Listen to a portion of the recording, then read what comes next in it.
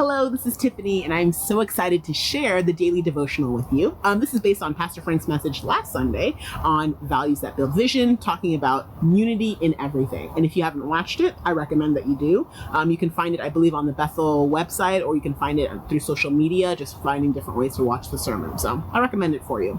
Now, just to jump in with it, I just want to share something with you. When I was about 8, 9, or 10, so when I was in like 3rd, 4th, or 5th grade, I decided that I wanted to be the president of the United States. Exactly, dream big, and that was me. I was like, I'm going to be the president. It's going to be amazing and fantastic and wonderful. And I was so excited within myself that I couldn't help but tell my best friend at the time. Her name was Lauren, and she decided, she's like, yes, you can totally do it, Tiffany. I believe in you. And she decided, you know what? I'm going to make you campaign posters. I thought amazing. I'll just keep them with me until I was old enough to finally run, and then I could use those for my entire campaign. So she did, and it was so sweet. And I was so excited. I wrote an acceptance letter, and I named her as my vice president. And she couldn't believe it. She's like, me? You're going to make me the VP? And I said, yes, absolutely. You've supported me so much. Thank you so much for that. So you're going to be my vice president, my number 2. And she said, thank you so much. Now, unfortunately, someone told me, Tiffany, you can't be the president. You have to be born in the U.S. to be the president. And you weren't born here. I was so devastated. I truly could not believe it. I was like, are you kidding me? I was inconsolable. It was a tragedy. I was just, so glum. I remember sitting out at the playground, just looking out at like the playground, the jungle gym and everything, and just sadly staring, thinking about, man, this is rough. Nothing will be as great as this anymore ever again. I can't believe it. But I remember my friend Lauren came by, and she looked at me and she said, man, this is hard, Tiffany. And she put her arm around me and she said, but I believe in you.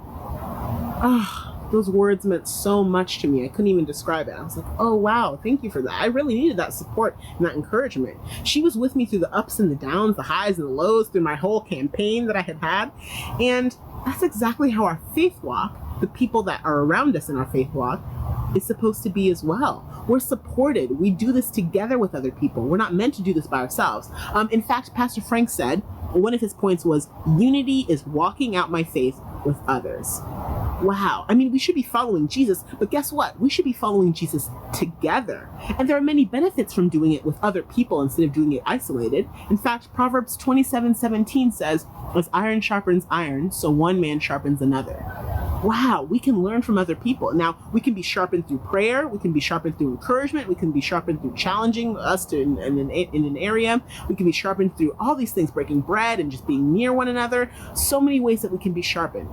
And it's amazing that God sets it up that way. I'm so thankful. And the cool part is, Jesus did it too. He literally came down in human form, and he lived out his faith in the context of community with his disciples, with his followers, with other people. He didn't just do it by himself. He didn't just stay isolated. And he invites us to do the same.